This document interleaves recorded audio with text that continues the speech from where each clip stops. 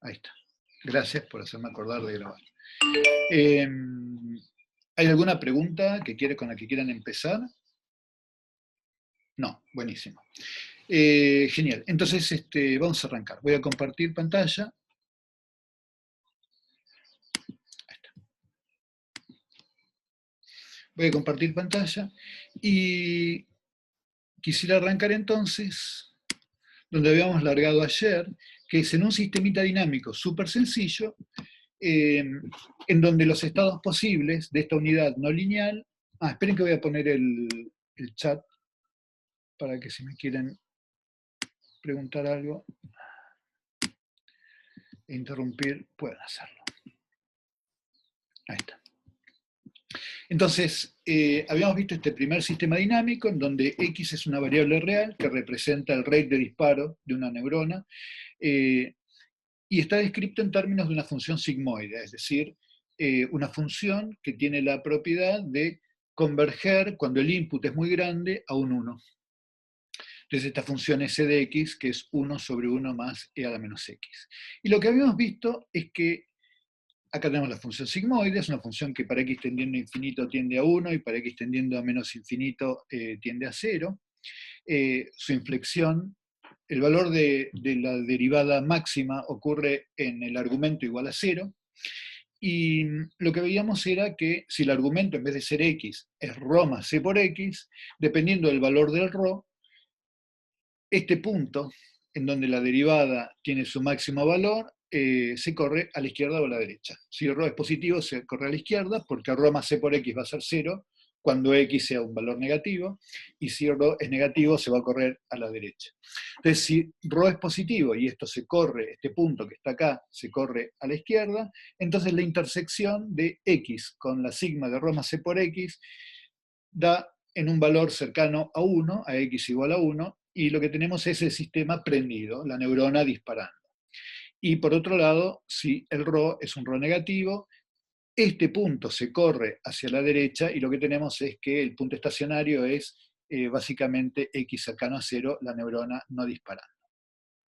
Y lo que habíamos dicho es que si el C era muy grande podíamos tener multiestabilidad, pero si el C no era muy grande, lo que teníamos era siempre un único punto estacionario, o cercano a 1 o cercano a 0, salvo en valores muy singulares del parámetro. Y lo que habíamos dicho es que para su empleo en redes neuronales le íbamos a escapar como la peste a los valores de C suficientemente grandes como para que eventualmente en alguna zona del espacio de parámetros hubiera multiestabilidad.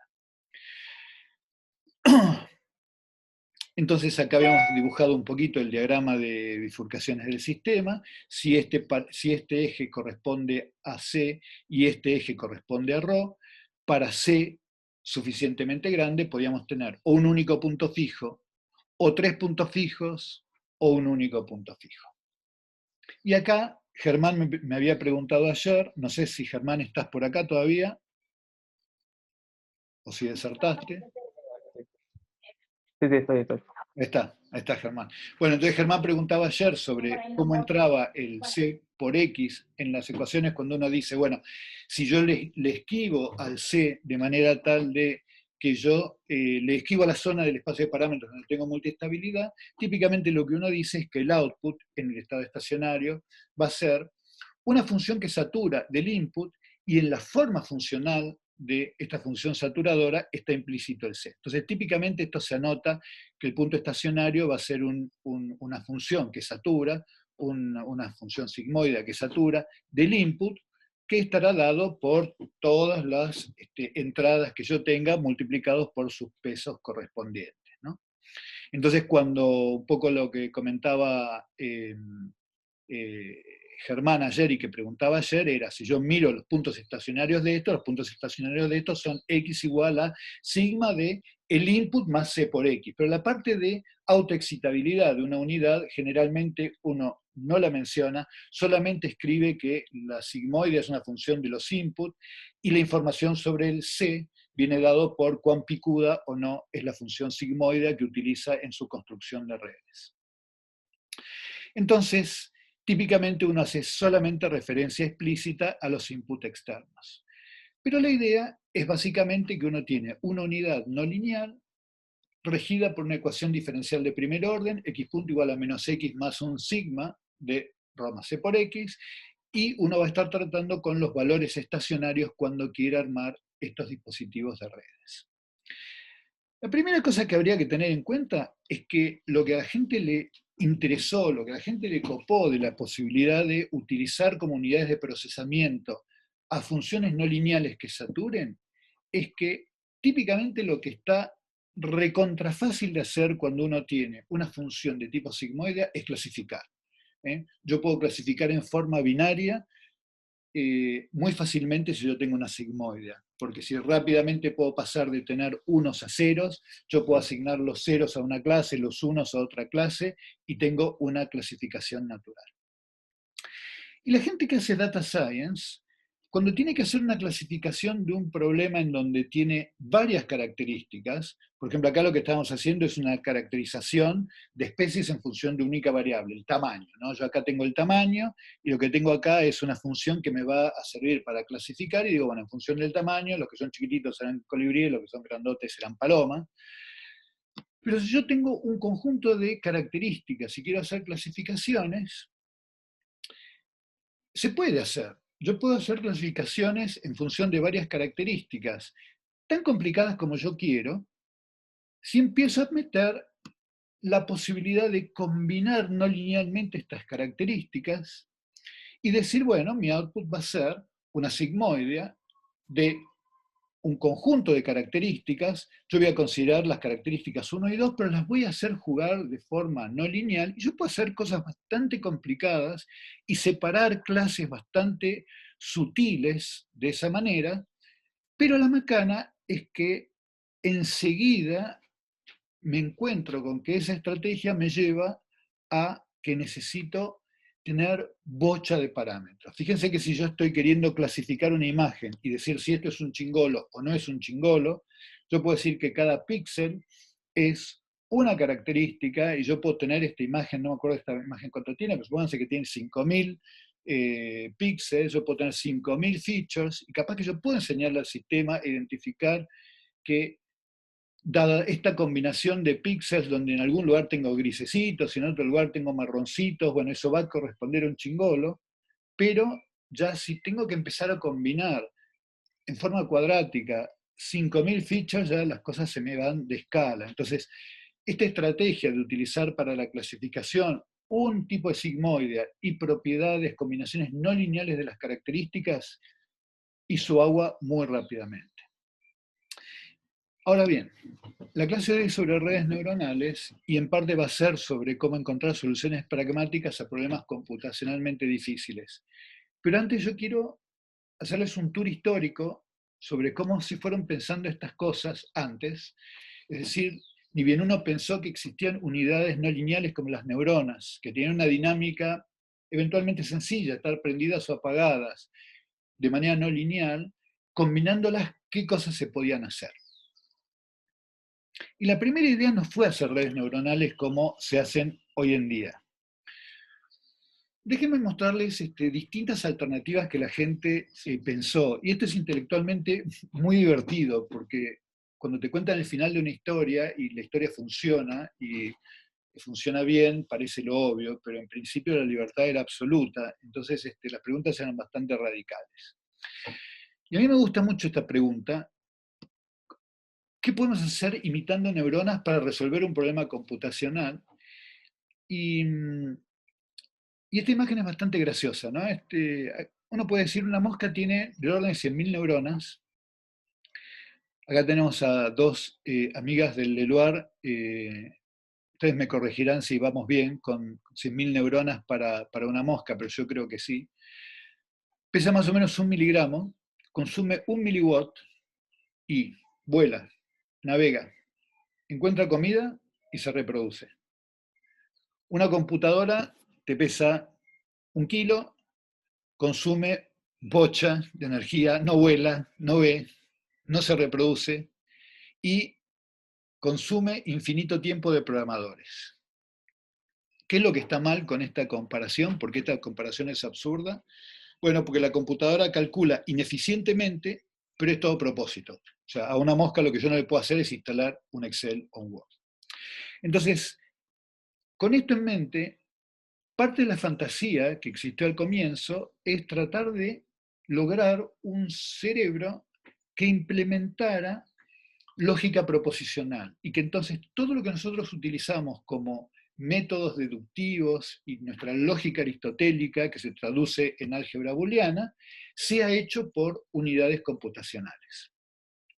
Y está re bueno visitar este ejemplo porque si bien no es la estrategia que se siguió, inspira un montón a la construcción de redes neuronales.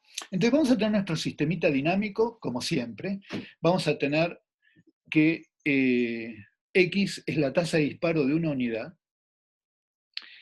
y la respuesta va a depender de una función no lineal en donde entran un input, que yo le meto, una corriente que le meto de afuera, y adecuadamente pesados los inputs de otras unidades. Yo sé que el estado de esta variable, de este sistema, puede ser x igual a 0 o 1, salvo que esté justo sintonizándolo para que esté donde está creciendo muy rápidamente la sigmoidea. Y para estas entradas también vamos a asumir que sus entradas pueden ser esencialmente ceros o unos. La salida de este sistema entonces va a ser una función sigmoidea, función de las entradas, ρ más c por x. Y lo que estos dos señores se plantearon es que con sistemas dinámicos que tuvieran estas características, yo puedo armar todas las puertas lógicas que necesito para reproducir la lógica aristotélica, es decir, el álgebra booleana, es decir, toda la lógica proposicional. Entonces, vamos a ver cómo plantearon McCulloch y Pitts para armar las puertas lógicas utilizando estas unidades que satisfacen estas ecuacioncitas dinámicas. Entonces, la primera es la puerta lógica I. La puerta lógica I es la que nos va a dar que el resultado de combinar dos cosas va a ser verdadero si las dos entradas con las que yo lo alimento son verdaderas. O sea, para que algo sea verdadero, las dos entradas tienen que ser verdaderas. Basta que una de las dos, o ambas, sean iguales a 0 para que esto no funque. Entonces yo lo que necesito es armar una puerta lógica, digamos, armar una unidad de este estilo, en donde yo eventualmente pueda estar prendido, pero si yo tengo una sola entrada que es positiva, no me alcance para estar prendido. Y por supuesto, si tengo dos entradas prendidas, no me alcance para nada para estar prendido. Entonces la idea con esto es que se puede hacer si yo lo que hago es, doy un input negativo, eso para un biólogo sería poner entonces una corriente hiperpolarizadora, y yo le voy a dar peso a las entradas de esta manera que estoy marcando acá. Entonces, fíjense, a la sigmoidea, si x1 y x2 están en su estado apagado, o sea, si x1 es igual a 0 y x2 es igual a 0, la entrada va a ser igual a 0 y la única entrada de la sigmoidea va a ser menos 30. La sigmoidea evaluada en menos 30, olvídenlo, les da, está súper corrido a la derecha, la sigmoidea está súper por acá, como en este ejemplo que estoy mostrándoles acá, y lo que obtengo es que la salida es nula. Muy bien, ahora supongamos que una de las dos es positiva, la otra es 0, entonces esto es 1 por 20 es 20, menos 30 es menos 10, me acerco, pero no me alcanza para que el estado sea un estado prendido. Lo mismo podría ser si este fuera igual a 1 y este fuera igual a 0. Y solamente cuando los dos sean iguales a 0 y yo tenga que la entrada de estas dos suma 40, es que con el menos 30 me hacen un más 10 que logra que este punto se vaya hacia la izquierda y el sistema esté prendido. Así que con una unidad como las que teníamos, pero sumando dos entradas, yo puedo armar una puerta I, y acá estoy fenómeno. ¿Qué tal? ¿Me van siguiendo? O si alguien mejor, si alguien no me va siguiendo, que proteste en el chat. O que prenda el micrófono y me proteste. Va perfecto, buenísimo. Entonces ahora vamos a armar otra puerta lógica. Vamos a armar la O inclusiva. La O inclusiva es una puerta lógica que fíjense que basta con que una de las dos cosas sea verdadera para que la salida sea verdadera. Entonces, bueno, no está tan complicado. Yo ahora lo que voy a hacer es le voy a poner un grado de dificultad a ser vencido más facilongo. Acá yo le ponía un -30, entonces yo tenía que conspirar bastante como para que pudiera tener un valor positivo, pero si yo le aflojo acá la hiperpolarización que yo le estoy poniendo al sistema, basta con que una de las dos sea positiva para que la suma total de las entradas de esta unidad sea positiva. Entonces ahora tengo 20 más 0, por ejemplo, menos 10 es más 10, el argumento es positivo y esto es positivo. Entonces, si yo ahora le bajé la hiperpolarización a esta neurona, basta con que una de las dos sea positiva, sea 1 de las entradas, para que la salida sea 1. Y por lo tanto tengo lo que se llama el O inclusiva. Vamos a armar una negación. La negación también es fácil. La negación tiene una sola entrada. Si yo tengo 1, quiero tener 0. Si tengo 0, quiero tener 1. Entonces lo que yo puedo hacer es pongo una depolarización, pongo un ρ positivo y tengo un peso -20.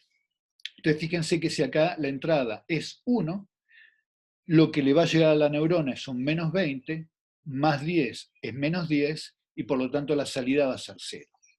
Por el contrario, si yo pongo 0, la entrada, que es depolarizadora, es positiva, va a ser suficiente como para que el sistema esté prendido. Entonces, de vuelta, poniendo los inputs adecuados y los pesos adecuados, puedo armar una negación.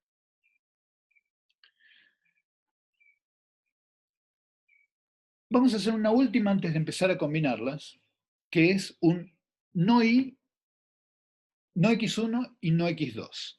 ¿Qué quiere decir eso? Ahora yo lo que quiero es que la salida de esta unidad sea verdadera solamente si las dos entradas son falsas. ¿Ok? Entonces, yo lo que quiero es que si tengo 0, 0, tengo 1, pero que baste con que alguno sea igual a 1 para que la salida sea 0. Y esto también es fácil, porque yo pongo una depolarización pequeña, pongo coeficientes negativos importantes, entonces, si las dos entradas están apagadas, esta depolarización es suficientemente grande como para que yo tenga disparos. La sigmoide evaluada en ρ es positiva. Pero si yo basta con que prenda una de estas dos cosas, obviamente o las dos, para que la entrada total sea menor que 0 y el sistema quede apagado. Entonces también es fácil armar un no x1 y no x2. Ahora bien, vamos a armar una puerta lógica que no se puede armar con una sola unidad, con una sola capa. Y esta puerta lógica es muy interesante. Es una puerta lógica bastante sutil, es la x1, xnor, x2, que nos tiene que dar verdadero o si las dos entradas son verdaderos o si las dos entradas son falsas. Si yo pensara que x1 y x2, en vez de ser grados de verdad de una afirmación, fueran propiedades, son propiedades, son dos features en donde yo lo que quiero es clasificar de una manera un poco sutil, ¿no? Yo quiero meter una clase por acá y otra clase por acá. No es trivial de construir una función sigmoidea de features que tenga esa característica. Como puerta lógica, entonces, de vuelta, yo lo que estoy buscando es que si las dos entradas son falsas, me dé verdadero, y si las dos entradas son verdaderas, me dé verdadero. Pero basta con que una de las dos cosas sea mentira para que el resultado sea mentira. ¿Cómo se puede armar esto? Entonces vamos a hacer así. Vamos a tener nuestras dos unidades, x1 y x2, que van a poder tomar valores ceros o 1, y vamos a armar estas dos puertas lógicas. La primera va a tener una enorme hiperpolarización, la segunda una depolarización.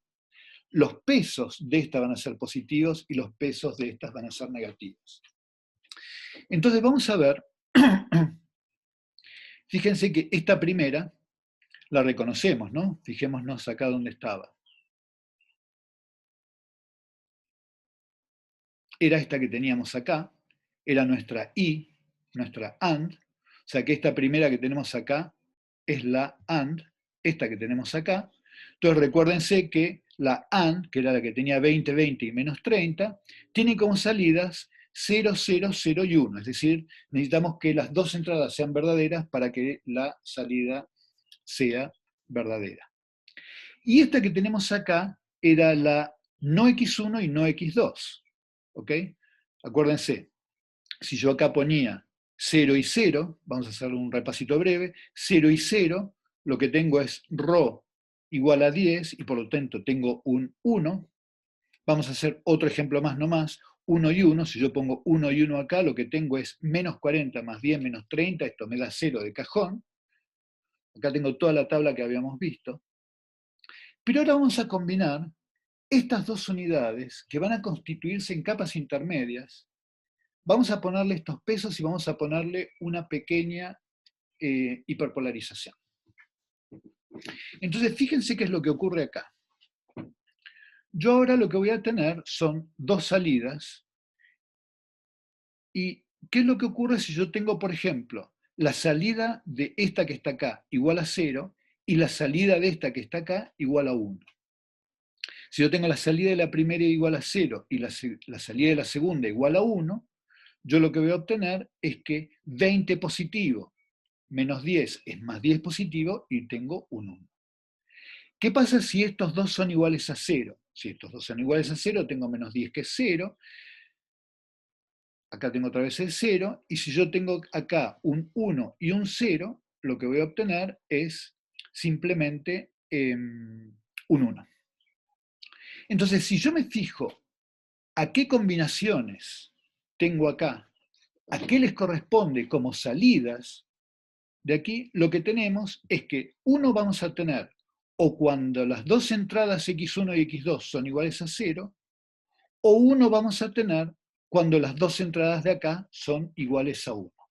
Es decir, que si yo me fijo esta tabla de verdad, esta tabla de salidas, en función de esta tabla de entradas, lo que armé con estas dos capas es una función muy sutil de las entradas, que es la puerta lógica x0.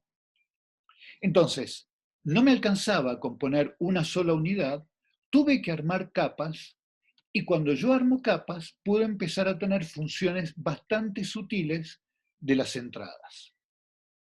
Entonces, esta idea de que yo puedo tener funciones de salida que son no triviales de las funciones de entrada, combinando capas, se tenía desde el abuelazgo de las redes neuronales. Lo que pasa es que todo el programa de pensar que una red para resolver un problema tenía que ser programada en términos de lógica proposicional es el programa que hizo agua inmediatamente. Entonces, la primera idea de utilizar redes de neuronas fue llenarlas de posibilidades lógicas y pensar en su programación. Esas fueron las primeras redes neuronales que se concibieron. Esta arquitectura no funcionó para nada. Programar estas cosas era un bardo. O sea, tenía un poder computacional enorme, pero programarlas era un bardo. Combinar estas redes como para que hicieran algo era muy complejo. Entonces, Gabriel, una pregunta. Matías, sí. ¿Qué año es? Maculo Maculo. estás hablando de los 40. Ah, ok. No, estamos hablando de cuando, o sea, estamos hablando de la prehistoria del tema, ¿eh? Listo, gracias. Estamos hablando de la prehistoria del tema. Lo que pasa es que mucha gente que piensa en términos de cuál fue la historia de esto, no sabe desde hace cuánto que la gente viene pensando en estas cosas. Entonces estamos hablando de el paralelismo de pensar, de gente que estaba pensando que lo que se estaba planteando en Silicon y transistores y válvulas y demás tenían, digamos, contrapartidas en dinámicas neuronales. Vos fijate que se sabía de la fenomenología de la operatoria de neuronas, aunque no se conocían las ecuaciones de, ¿cómo se llaman? De Hodgkin y Huxley, ¿no? Estamos hablando de ese periodo. Entonces la siguiente vuelta de rosca de esto fue decir, olvídate de la programación. El perceptrón de Rosenblatt lo que dice es, todo esto está bárbaro, montar unidades no lineales y combinarlas en capas para tener funciones no lineales es muy interesante, pero si vos lo tenés que programar, no vas a ir a ningún lado. Y el primer tipo que se da cuenta de que la posta es decir, nosotros no aprendemos así, nosotros no aprendemos programando, nosotros no pensamos como Aristóteles, sino que nosotros lo que hacemos es asociar acciones con resultados y vamos estableciendo reflejos, es Rosenblatt. O sea, acá hay discusiones muy profundas sobre lo que es aprender, entender, nuestra idea de lo que es pensar y demás. Entonces, olvídate de programar esto, olvídate de programar y hacer redes de este estilo, vamos a agarrar un sistema y vamos a definir que los pesos vengan dados no para que hagan una operación lógica y los voy a ir conectando como si fueran bloquecitos para armar un programa. Vos metele un conjunto de pesos a una red neuronal de este tipo de complejidad que tenés, y si no te da lo que vos querés, cambia los parámetros de tu conectividad. Entonces, medí la salida de tu sistema tal como venga dado por un conjunto de pesos, y lo que vos querés que te dé el sistema, corregí entonces los pesos y vas a ir determinando que tu red vaya pareciéndose más en su salida a lo que vos querés. Entonces el perceptrón como elemento computacional nos queda recontra corto, puede hacer muy poquitas cosas, puede hacer clasificaciones muy sencillas. Pero lo que es impresionante de este concepto es que vos pensás no en utilizar estas unidades no lineales para establecer un camino lógico de pensamiento, sino asociar entradas o resultados, perdón, entradas, características a resultados. Y sobre esta base, sobre este concepto, es que se empezaron a diseñar las primeras redes con un único problema, que era cómo cornos hacer para hacer una adecuación de los pesos que fuera computacionalmente vivible. Y el resultado de esto es algo en lo que le vamos a dedicar un lindo ratito de la clase de hoy, porque yo quiero que todos y todas los que están acá lo vean una vez en su vida, porque después nunca más lo van a ver, que es cómo se entrena una red neuronal. Si yo armo una red bajo el concepto de Rosenblatt de entrenarlo como para asociar entradas a salidas, pero de una manera tal que sea computacionalmente viable, porque si yo voy a tener entradas y salidas y voy a estar cambiando al azar o cambiando, no vamos a ningún lado. Y el breakthrough sobre cómo entrenar estas redes lo hizo Hinton con Williams y Ramenhart, lo publicaron en 1986. Fue un trabajo en Nature que yo no me acuerdo cuántas citas tenía, hace poquito lo vi, no sé, no me acuerdo cuántas decenas de miles de citas tiene, pero es un trabajo muy, muy citado. Y yo quiero que lo veamos hoy. Entonces el resultado es este, o sea, el planteo es este. Yo voy a pensar que voy a tener un montón de inputs, a esos inputs les voy a poner características, y yo quiero tener salidas. Por ejemplo, acá les voy a poner características. ¿Dónde vi un pajarito? ¿De qué color es su pico? No sé, qué sé yo. ¿Dónde me lo encontré? Un conjunto de features. Y acá lo que quiero que me diga es a qué clase pertenece, cuál es la especie. Yo tengo una aplicación exactamente así. Yo tengo una aplicación exactamente así. La aplicación de aves argentinas. Ustedes agarran y tienen sus conjuntos de características y les da cuáles son, con un determinado orden de probabilidades, las clases a las que van a pertenecer. Y esto, por supuesto, está hecho bastante amateur, también se podría hacer directamente a partir de las fotos y que estas características sean los píxeles de una foto. Y la idea acá, el desafío es entrenar a todos estos pesos como para que la salida haga lo que yo quiera, que es clasificar. Y por supuesto se dan cuenta que si esto va a tener un montón de features y un montón de capas intermedias que son necesarias para hacer una asociación no trivial y tener un conjunto de salidas, si yo acá me pongo a cambiar al azar, no voy a ningún lado. Entonces, lo que vamos a ver, que es el método de backpropagation, es un modo de llevar a cabo un ajuste que explote esta naturaleza composicional de una red multicapa, en donde cada capa tiene como entrada la salida de la capa previa. Entonces ahora ya sabemos que son unidades, que dinámicamente son triviales. Son todos sistemas que rápidamente convergen a un punto fijo. Ese punto fijo es prendido o apagado, gracias a que me garanticé de que el C, que habla de la autoactivación de la unidad, es suficientemente bajo. Y lo que yo voy a estar haciendo es cambiando los pesos de las entradas para obtener una salida deseada, que es la estrategia de Rosenblatt. Y lo que no quiero hacer es agarrar y decir, pongo unas entradas, veo unas salidas, ¿no? Supongamos que la salida es si es chingolo o no. Que sea chingolo es que esto sea 1 y que esto sea 0. Y que no sea chingolo es que esto sea 0 y que esto sea 1, por ejemplo. Entonces yo le meto al entrenamiento un montón de características, y me fijo qué es lo que prevé con un conjunto de parámetros, y veo si me salió o no me salió. Si me salió está todo bien, si no me salió, cambio. ¿Cómo cambio? Si empiezo a cambiar al azar, no avanzo más, no termino más y demás.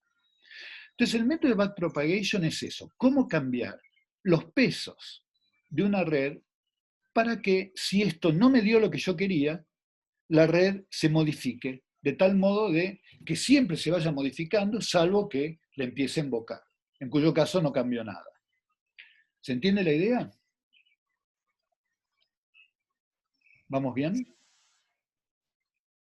Bien. Bien, todo bien, perfecto, buenísimo. Muy bien, entonces, el asunto es el siguiente. Vamos a ver. Yo quiero hacer un cambio en los parámetros y quiero que el cambio esté dado por el gradiente del error. El error me mide la diferencia entre lo que yo obtengo con mi situación actual de pesos y lo que realmente debería obtener. Entonces yo voy a tener un error que es una función de los pesos, y yo lo que quiero es hacer un cambio que dependa de ese gradiente. Entonces, si yo tengo un gradiente importante, si el error depende fuertemente de estos pesos, yo lo que quiero es ir en la dirección contraria a donde los errores crecen. Entonces yo voy a tener un menos, un número multiplicado por la derivada del error respecto del omega. Yo quiero ir en la dirección en donde el error disminuye respecto del omega. Entonces, esto es cómo voy a cambiar los pesos. Esto es el error medido como la diferencia entre lo que yo obtengo con mis pesos actuales y lo deseado, y esto determina el peso entre una unidad I y una unidad J. Entonces, ¿en qué consiste el método de backpropagation? Bueno, que la derivada del E respecto del omega y J, o sea, yo tengo acá estas unidades metidas en el medio de un montón de capas. Yo tengo las salidas que las voy a mirar en una capa de por acá. Entonces, cuando yo cambio un peso que conecta una unidad de por ahí perdida a otra unidad de una capa siguiente, el error cambia, porque me cambia la salida de la unidad que recibe la conexión, y esa unidad cambia porque cambia lo que le entró, y lo que le entró cambia porque justamente cambió el peso de la conexión. La gracia de esto es que se puede calcular bastante bien. ¿Por qué? Fíjense, lo que le llega a la unidad J es la sumatoria de omega I por el omega IJ por el O sub I, ¿no es cierto? Entonces, es el peso multiplicado por la salida de la unidad con la que se está conectando. De manera tal que si yo derivo la salida respecto del omega I, simplemente lo que tengo es el O sub I. Porque net de J es el omega IJ por el O sub I. Hasta ahí vamos fácil. Después yo tengo que calcular la derivada de la salida, OJ, respecto de su entrada. Pero guarda, porque la salida, O, era la sigmoidea de la entrada. Y acá viene una cosa que es bastante simpática, que es lo siguiente, y para eso sirve que el sistema dinámico sea el sistema dinámico de una sigmoidea, porque fíjense que la sigmoidea de X es 1 sobre 1 más C a la menos X. Yo no me estoy viendo a mí mismo, así que no sé si estoy invocándole a la camarita. Sí, se ve. ¿Sí? ¿Se ve? Entonces, si yo quiero calcular la derivada de X, esto es menos 1 sobre 1 más e a la menos X al cuadrado por e a la menos X por menos 1. espero que se vea, y esto es igual a S de X por 1 menos S de X.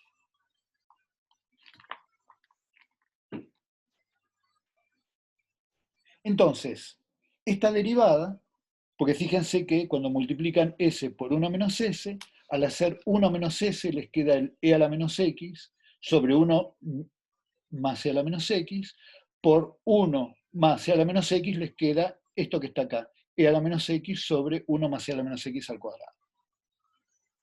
Entonces, es una cuentita súper fácil que da que entonces esta derivada que tengo acá es una función recontrapava de las salidas.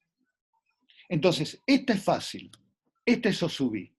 Esta que está acá también es fácil y depende de las entradas, de O sub I, perdón, de las salidas de estas unidades, ¿no es cierto? Nos queda esto, ¿cuánto cambia? Gabo, ¿y sabés, eso siempre te va a converger o puede ser que nunca llegues a nada? Ah, ahora vamos.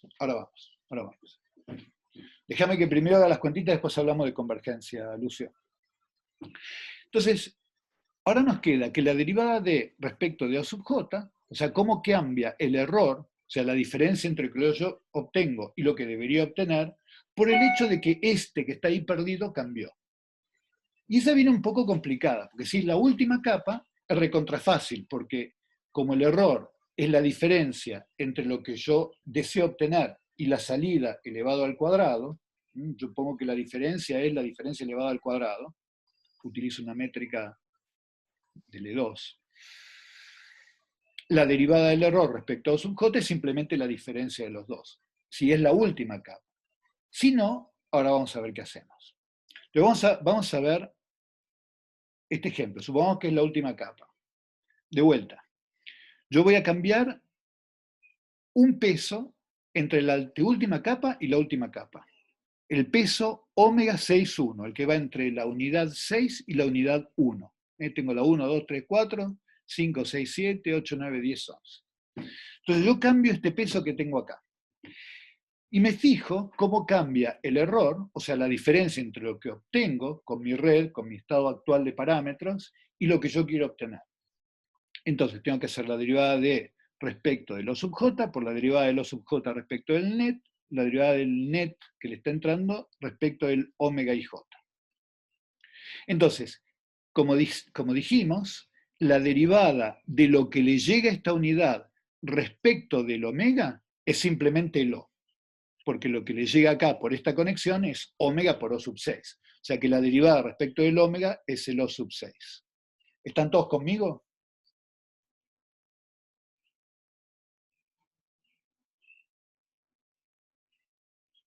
Sí.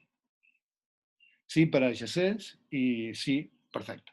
Ahora, el segundo término es el S'. El S' sabemos que es el S por 1 menos S. ¿Evaluado dónde? Evaluado en el lugar donde estás calculando. O sea que es el O1 por 1 menos O1. Y la derivada del error respecto de O es simplemente la diferencia entre la salida y el target. La salida y lo que me debería haber dado.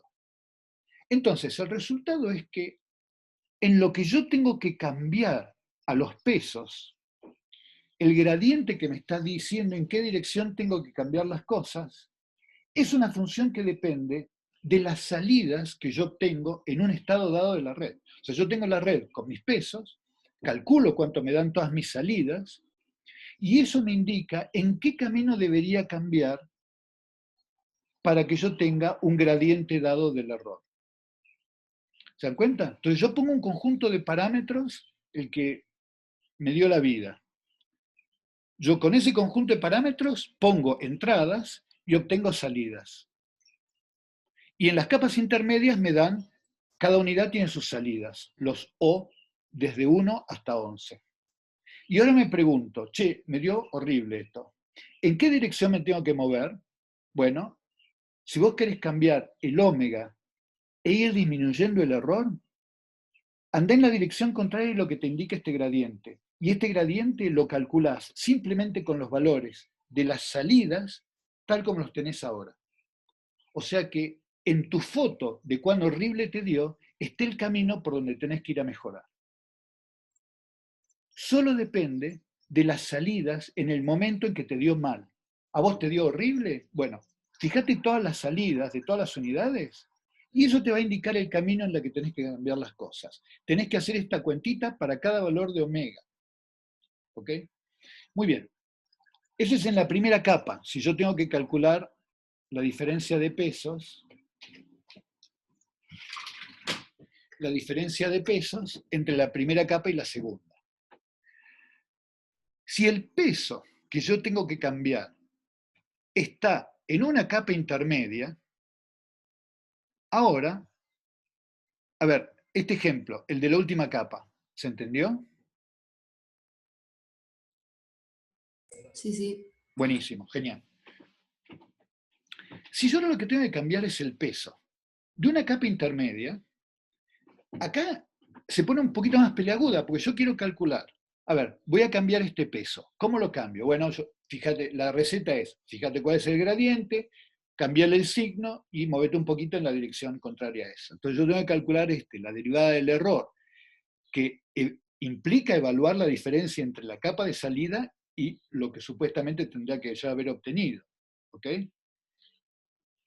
Para que sepamos de qué estamos hablando. Acá puse el color del pajarito, el tamaño del pajarito, dónde me lo encontré, en qué época del año lo vi, y yo voy a poner que esto es 100 si es chingolo, 01000 si es zorzal, 001 si es venteveo, etc.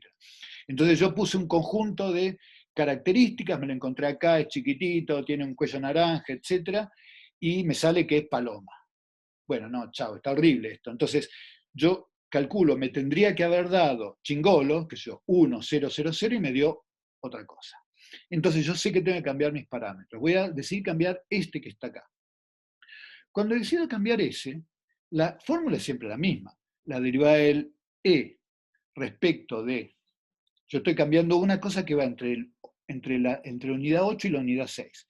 Es lo que cambia el error porque cambió la salida del 6, y la salida del 6 cambia porque cambió todo lo que le llegó al 6, y lo que le llegó al 6 por efecto de este parámetro depende del valor de ese parámetro. Entonces, este término lo sé calcular, es el 8, este término lo sé calcular, es el 6 por 1 menos el 6, ¿okay? Pero este que está acá, ¿cómo cambia la salida acá del error? Cuando yo cambio la salida de la unidad 6, es más difícil, porque esta salida, cuando yo cambio esto, va a cambiar, porque al cambiar esta salida, cambia este valor, cambia este valor, cambia este valor y cambia este valor. ¿Está bien? Porque al cambiar el O6, como el O6 está combinándose con todas estas unidades, todas las unidades de salida cambian. Entonces, cuando yo digo, ¿cuál es el cambio del error por la salida de los 6? Y bueno, hay que amacarse, porque el error cambia porque cambia las 6, porque cambia lo 1 y tengo que hacer todo el cambio de lo 1, porque cambia lo 2 y tengo que hacer la regla de la cadena por el lo 2, porque cambia lo 3 y porque cambia lo 4.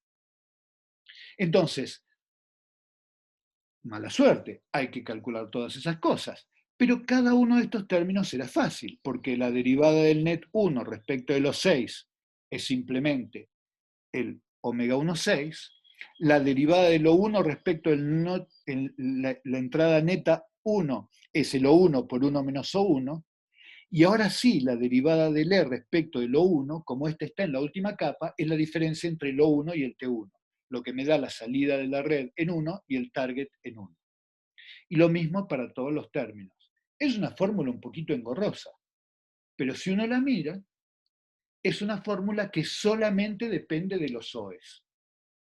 Entonces, al igual que cuando hacía la corrección de los pesos en la última capa, cuando hago la corrección de los pesos en la anteúltima capa, el resultado es que basta con conocer cuáles eran los pesos y las salidas de cada unidad con los parámetros tal como yo los tenía, y tengo la dirección en la que me tengo que mover para modificar el parámetro omega 86. Porque esto es conocido, y esta porquería que está acá se puede calcular en términos de las salidas de la red. Entonces, Esta cuenta es la que hizo la diferencia entre tener redes que se sabía que hacían cosas complejas y todo lo que ustedes ven basado en inteligencia artificial en hoy en día.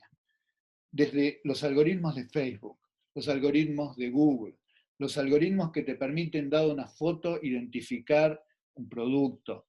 Cualquier sistema de recomendaciones, la esencia de las redes de aprendizaje profunda, todos los mecanismos y algoritmos de entrenamiento de redes profundas están basados en esto que es la regla de la cadena aplicado a unidades sigmoides. No hay más misterio. Uno le mete poder de cómputo, bases grandes y este algoritmo que se llama backpropagation y ya tienen la inteligencia artificial de hoy día. Esto fue planteado en 1986. Es un método recontra eficiente, pero que de vuelta, si uno tenía muy poco con qué entrenar las redes y las redes corrían en computadoras lentas, tampoco nos permitía resolver cosas muy complejas. Pero algorítmicamente no hay mucho más conceptualmente que backpropagation. Y consiste en eso, con que la dirección en la que tengo que cambiar los parámetros es una dirección que viene determinada en cada paso por los valores de salida y los pesos que yo tengo en un determinado momento. Muy bien. Vamos a hacer un segundito, vamos a parar un segundito antes de empezar una red neuronal para que quienes quieran protestar puedan protestar libremente. ¿Hay algo en esta cuenta que no se entiende? ¿Me siguieron bien? ¿Vamos bien? Genial. Muy bien. Gabo, perdón, te interrumpo. Estaba la pregunta de Lucio que había hecho hace un tiempito que sé. Gabo, ¿sabés si siempre te va a converger o puede ser que nunca llegues a nada? Bueno, entonces ahí está. Entonces, nadie te garantiza que vos vayas a converger bien con este algoritmo. O sea, en la medida que vos tengas, en la medida que vos tengas redes muy profundas, estos gradientes pueden hacerse muy pequeñitos, vos podés tener problemas de convergencia. Después viene toda una ingeniería sobre cómo hacer para lidiar con el problema que puedas tener cuando vas acarreando esta información que empieza en la última capa y va corrigiéndose hacia capas más profundas. Entonces, vos lo que tenés es problemas numéricos importantes como para garantizar en general la convergencia de estas redes. Y muchas de las arquitecturas que se plantean, superadoras, lidian con el problema de cómo lograr que esos gradientes no se hagan sumamente pequeñitos y demás. Entonces, qué sé yo, la lógica de que vos vas a tener un montón de pesos y que vas a ir yendo por gradientes desde la última capa hasta la primera, anda muy bien, pero después vas a tener que hacer un montón de modificaciones en la arquitectura de las redes para que no te deje en banda el método y puedas converger. Allí hay otra pregunta buenísima, que es sobre cómo son las funciones de error en función de los parámetros. Y ahí tenés otro problema, que estas funciones no tienen un único error, no son unas funciones convexas y suaves en donde vos tenés garantizado que vas a converger en forma uniforme. Y como tenés un montón de trampas y de mínimos locales, hay un montón de técnicas numéricas como para poder escaparle esos mínimos locales y tratar de ir buscando mínimos locales más y más satisfactorios. Entonces, y cuando vos tenés más capas, tenés que hacer ese desglose, exactamente, Agus, pero la gracia está en que vos vas desde el primer ajuste, vas a la segunda capa y así progresivamente a las distintas capas. Entonces, bueno, van a ver, cuando con Gonza empiezan a ver en las prácticas los distintos, digamos, las distintas implementaciones de esto, van a ver que, a ver, una de las cosas que nosotros vamos a ver entonces, una de las cosas que vamos a ver en el curso es que gran parte de la programación que uno hace con estas redes neuronales es de muy alto nivel, al menos en usuarios como nosotros. son de bastante alto nivel. Y en particular vamos a utilizar Keras, que es un programa de alto nivel para construir redes que corre sobre Python, pero lo que van a ver es que ustedes tienen bocha de lecciones como para lidiar con todos estos problemas. Y gran parte de lo que les va a ir contando Gonza es en qué lugares de la programación de estas redes ustedes lidian con estos inconvenientes que tenemos acá. ¿Te estoy tirando una pelota muy injusta, Gonza, o más o menos? No, no. En 2 prácticas vamos a estar hablando justamente de métodos de descenso por gradiente y esos temas. Perfecto. Entonces, backpropagation es un esquema conceptual que garantiza la posibilidad de saber en qué dirección moverse, pero está lleno de enemigos. Está lleno de mínimos locales, está lleno de problemas numéricos, está lleno de problemas de convergencia, y bueno, por eso es que hay un montón de programadores que desarrollan técnicas computacionales como para lidiar con cada uno de esos problemas. Pero conceptualmente, esto fue lo que permitió algorítmicamente, digamos, el programa madre de todo esto es backpropagation. ¿Es muy justo lo que digo, Gonza, o más o menos te parece razonable? No, completamente. Todos los métodos son alguna modificación de esto que contó Gabo, y a veces hasta, digamos, que hacen que el algoritmo funcione mejor, pero la idea es la misma, digamos, es esa idea, después explotada algorítmicamente, pero... Entonces explotada algorítmicamente por gente que se dedica a eso y que por suerte programa a alto nivel como para que uno como usuario, si sabe cuáles son las trampas, puede elegir parámetros hiperparámetros sobre esas arquitecturas y hace una elección adecuada e informada y, digamos, informada de sus hiperparámetros. Bueno, entonces vamos a ver una primera red cuya práctica la vamos a ver recién la semana que viene, ¿no es cierto? Creo que es el jueves de la semana que viene, vamos a ver autoencoders. Sí. Sí, sí. Pero quería introducirlo ahora como un ejemplo. Hay una familia de redes que se conocen como los autoencoders y que yo creo que a mí me gusta esta descripción de que es la puerta de entrada de mucha gente a las redes neuronales. O sea, mucha gente se mete al tema de redes neuronales programando autoencoders. Y un autoencoder es una red neuronal artificial que está diseñada para hacer una representación eficiente de los datos, compactificar la información que está subyacente a una determinada señal. Y es muy fácil entender cómo funciona porque lo que uno le pide es algo engañosamente simple. A un autoencoder uno le pide que la entrada sea copiada por la salida. Entonces, un autoencoder es un sistema en donde tengo un conjunto de entradas, va a ser procesado por un montón de unidades y capas intermedias, y va a tener tantas unidades a la salida como unidades tenía a la entrada. Y yo lo que le voy a pedir es que lo que yo tenga a la entrada sea igual a lo que yo tenga a la salida.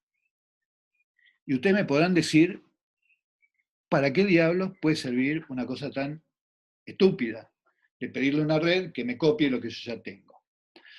Bueno, la gracia del autoencoder es que uno va a ver que esto intenta que sea posible hacerse si uno le pone una demanda muy importante a la red. Y la demanda que le pone es que en alguna capa de por el medio el número de unidades sea recontra chiquitito. Tan chiquitito como yo pueda, de manera tal de seguir cumpliendo que la salida es muy parecida a la entrada. Esencialmente, si yo lo que dijera es, tengo una entrada, tengo una salida, y en el medio lo que pongo es una capa con el mismo número de unidades que de entrada, yo puedo hacer simplemente la unidad, la identidad, que lo que haga cada unidad es copiar la anterior, y obviamente esto lo voy a poder hacer. El tema está en que si yo empiezo a comprimir esta capa y empiezo a comprimirla más y más violentamente, va a llegar un momento en que a lo mejor pierdo información como para pedirle que después la recupere en la salida. Entonces la pregunta acá es, ¿existe una manera de encontrar un mínimo de unidades en donde esto, dentro de un margen de error, sea igual a la salida? Si ese es el caso, yo tengo un gran compresor de información. Entonces, nuestra primera red neuronal va a ser un autocodificador. Y este es un curso que supuestamente copia o articula dinámica y redes, y ustedes dirán, entonces, ¿dónde está la dinámica acá? Entonces vamos a ver.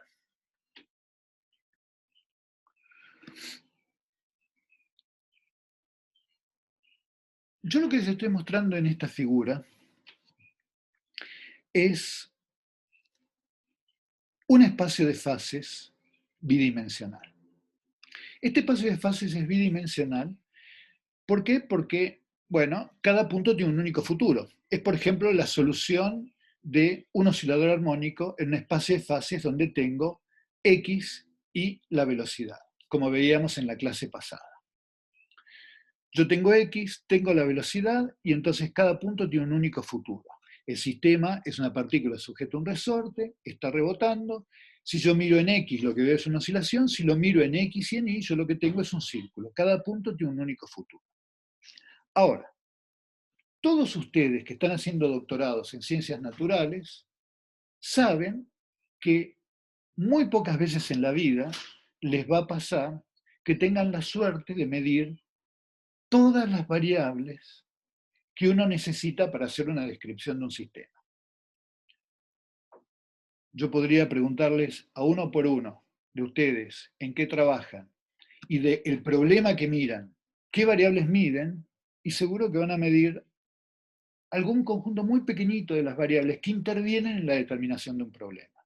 Yo siempre digo el caso de alguien que trabaja en láser, y el láser es, a esta altura, la física del láser es como la física de la heladera, ¿no? El láser es un instrumento que está completamente comprendido. Ahora, medir la intensidad, vamos bárbaro, pero anda a medirte la inversión de población, ni a palos. Entonces, es muy difícil medir todas las variables que intervienen en un sistema dinámico. Típicamente uno lo que tiene es, como les estoy mostrando acá, una señal temporal, una señal en principio escalar, que da la evolución en el tiempo de una de las variables. Y el desafío está en cómo reconstruir la dinámica de un problema a partir de la medición de una sola variable.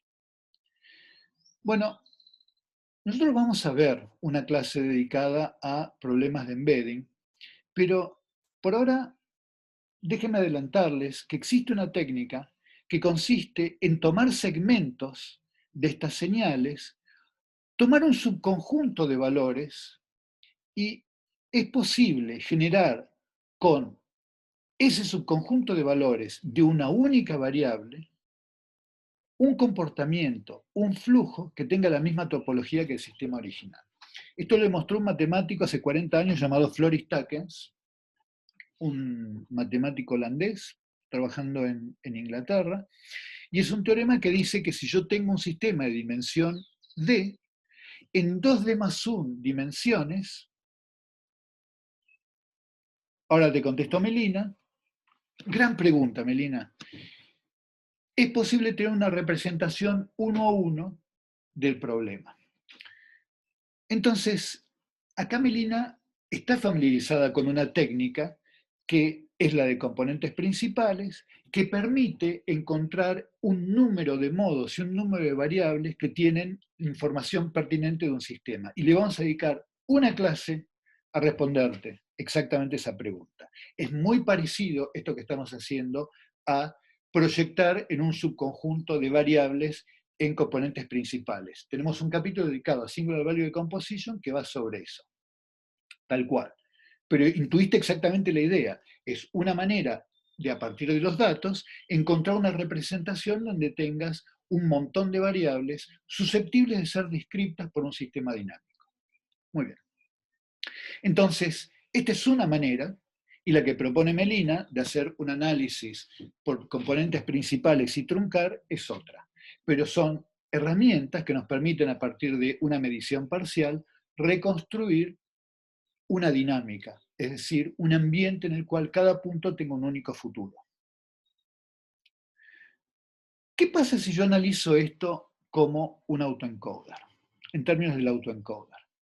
Yo entonces lo que voy a hacer, ahora viene la parte en donde hago papelones con mi lapicito. Con mi lapicito. A ver.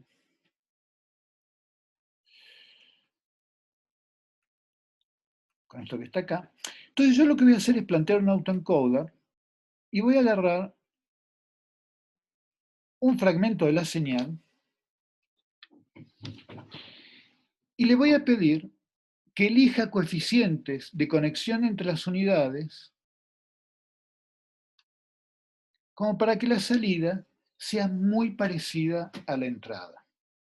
Entonces voy a agarrar un fragmento de la señal temporal y le voy a pedir que los parámetros sean tales que la copie. Voy a agarrar otro segmento de la señal temporal que haga esto y le voy a pedir, se lo voy a meter a la primera capa y le voy a pedir que la salida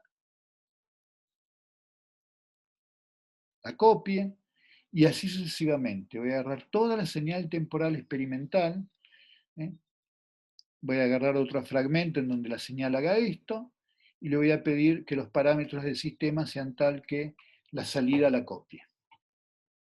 Y para cada caso, una vez que yo entrené con toda la señal temporal a la red, lo que voy a hacer es preguntarle, muy bien, y cuando yo metí en mi señal este fragmento y vos lograste que los parámetros sean tales que esto se copie muy bien, ¿qué valores tenían X, Y y Z? Supongamos que yo elegí 3 unidades, porque si tenía 2, no había manera de lograr este ajuste exitoso. Por ejemplo, yo ponía 2 unidades en el medio, ponía esto que tenía acá, y en vez de poder reproducir esto, tenía, qué sé yo, que el mejor ajuste posible era este que está acá.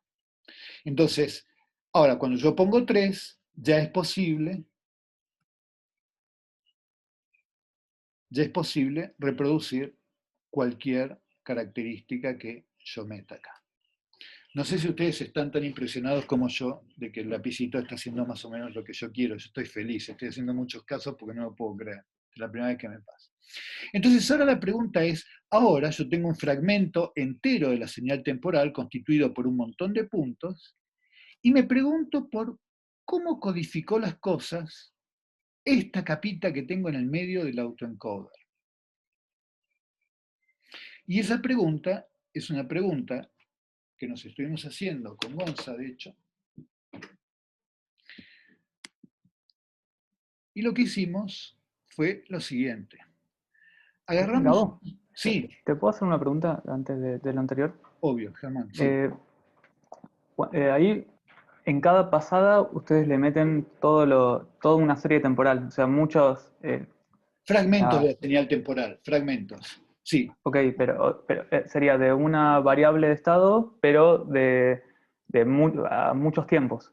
Claro, o sea, si vos tenés tu señal temporal, suponete que tu señal temporal, ¿para qué? Sí, sí. Pero por eso es que ahí... Entonces yo tengo mi señal temporal total y voy agarrando fragmentos, este fragmento, este fragmento, este fragmento, este fragmento, este fragmento, y para cada fragmento yo lo que hago es demandarle que los coeficientes permitan copiar esto. Entonces yo lo que pido es que permita copiar toda la señal de a cachos. Pero entonces las dimensiones del input y del output, en este caso 256, es el número de pasos temporales que vos le estás dando, pero en la dimensión del espacio latente son el número de variables. O sea, ahí te está como convirtiendo en medio raro. Ahí te estás acercando a lo que es la gracia de lo que les quiero contar, exactamente. Okay. Entonces, vos lo que tenés es una señal temporal que tiene, no sé, 3.000 puntos. Yo le voy a enseñar de a 256 y me voy a preguntar si realmente los 256 puntos son necesarios como para describir la dinámica o no. Entonces vamos a volver sobre esta pregunta de Germán, porque es un poco lo central que yo les quiero contar. Está bien. Sí, ahora creo que entendí. Sería en el caso del embedding, o sea, que Exactamente, estás tomando exactamente. distintos. Entonces, Ok, listo. la idea Gracias. de que vos tenés un sistema determinístico es la idea de que, a ver, ¿por qué ustedes como científicos le creen a sus directores cuando les dicen, bueno, vos trabajás con esta variable, con el voltaje de la neurona? Y no te preocupes por qué es lo que le pasa a los distintos canales. Ustedes lo hacen toda una tesis midiendo solamente el voltaje, ¿no es cierto? Porque de alguna manera ustedes creen, y sus directores creen, y a lo mejor no lo hacen explícitamente, pero está implícito en ese acto de fe el hecho de pensar que una única variable, medida lo suficientemente hacia atrás en el tiempo, tiene suficiente información como para poder predecir el futuro.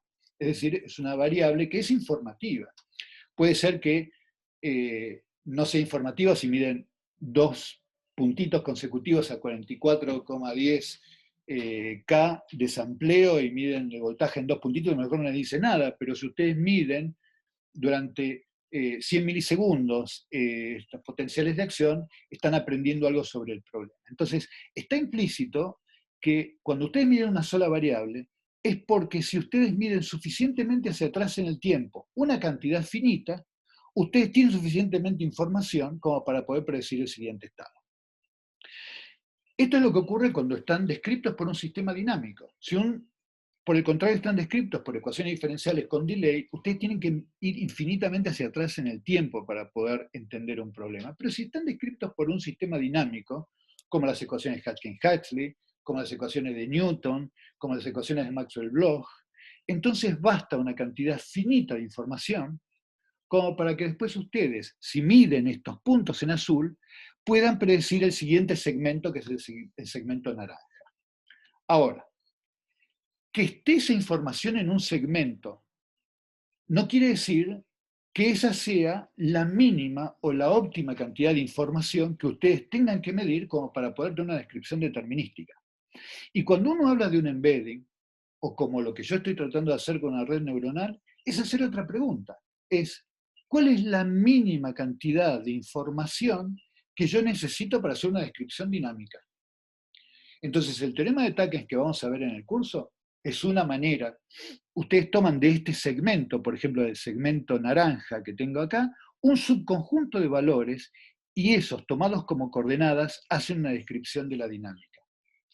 Yo lo que les estoy mostrando es un camino distinto de hacer lo mismo. Ustedes toman estos segmentos de señal temporal, que son segmentos largos de 256 puntos, y yo lo que digo es, acá existe una red neuronal que me está diciendo que si ustedes acogotan esta información y la acogotan mal y miden solamente 3 variables, ustedes pueden copiar esto.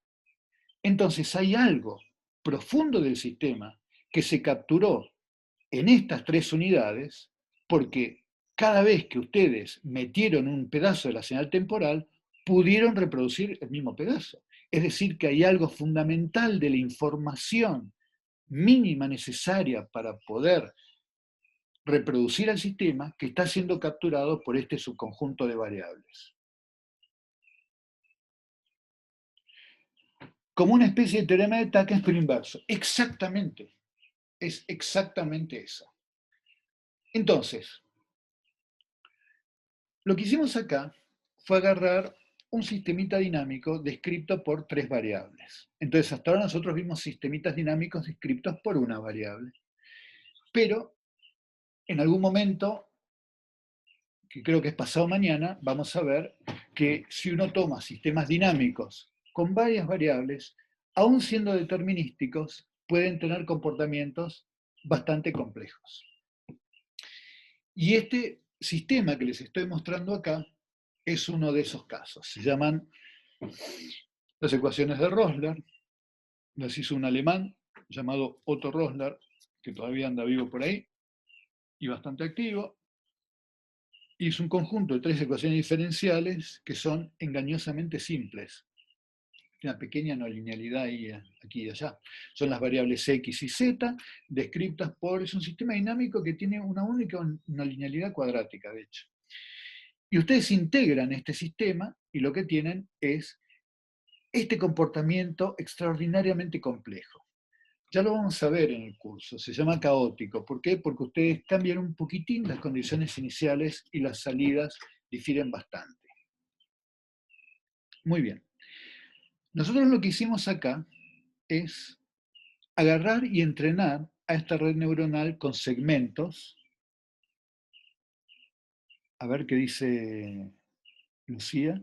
Nadie te garantiza que vos agregues una serie nueva y siga siendo bien descrita, ¿no? Tenés que tenerla muy entrenada para garantizar eso. Bueno, gran pregunta. Entonces, en principio es así. Vos, bueno, no solamente es una buena pregunta, es una pregunta súper profunda. Vamos a parar 2 minutos para dedicarle un poquito de reflexión a esta idea de Lucía. Lucía dice, nadie te garantiza que vos agregues una serie nueva, o un pedazo más largo de la serie, interpreto, y que vos la sigas teniendo bien descripta, ¿no? Dice, tenés que tenerla muy entrenada para garantizar eso.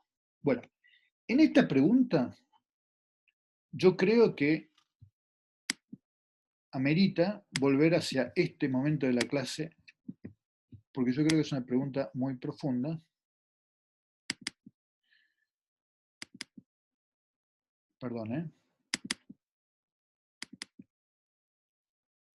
Pero yo lo que digo es que lo que está preguntando acá la compañera es esto.